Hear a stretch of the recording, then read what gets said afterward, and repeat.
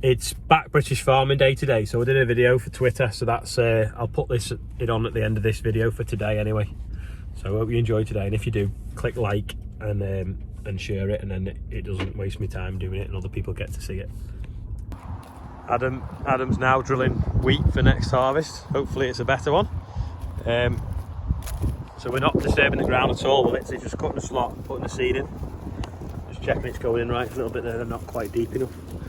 And then Sam's levelled off where we made the ruts from spraying the rape last year because it was so wet. So we've had to go through with some disturbance and sort of fluff it up, get the compaction out, get it back flat again, and then we'll put wheat into that as well.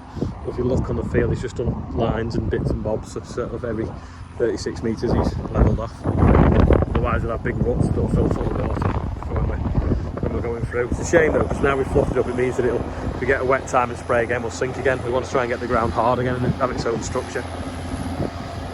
That's why you should never grind them well last thing at night. The bloody paper wrapped around this bearing's covered in wax and it's gone on fire from the sparks with the welder. Luckily we're here to see it.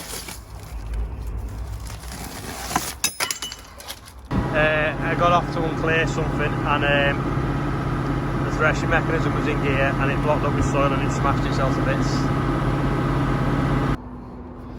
Yeah, so this is a clean grain elevator which basically scoops the grain up and throws it up here into the tank.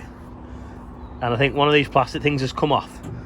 It's damaged this lid that's then caused them to all catch on here, and it's broken them all. So there's 39 of them at £12 each, so we'll have to unbolt them all and stick them all on. That's the plan, but I'll take the chain off so I can turn it easier. Because the combine's broke, I've come to see Adam sowing, see how he's getting on. So he's sowing into where the spuds were, which is now a cover crop of mustard. So that'll we'll spray this off in a few days just before the wheat comes up, but it's giving us cover, you see, for the ground, putting some roots down and stabilising it. Looks to be going in well, so hopefully in a few weeks it'll be nice green lines. We're putting 160 kilos of seed to the hectare down. The earlier we start sowing, the lower the seed rate we can use, so it makes sense to get going early on. So this field had potatoes growing it this year, a cover crop with mustard growing in it, and buckwheat, which is these little ones, and then now it's got wheat growing in it, so all good. Anyway, I've had enough for the day now. Combine's broken, I'm going out for my tea. Hopefully you can read that behind me. I'm a British farmer, Olly Harrison from the northwest. We've just been cutting wheat today, got me, which is what is on this badge, my back British farming badge. Never has it been more important to support British farming. We don't know what's going to happen over the next 12 months with Brexit. I know we don't like hearing about it, but we don't actually know what's going to go on. And it's also been an awful year weather-wise for us. Yields have been terrible, and can't wait for it to be over, to be honest. And fingers crossed for a better year next year. But the best way to back British farming is to look for the red tractor.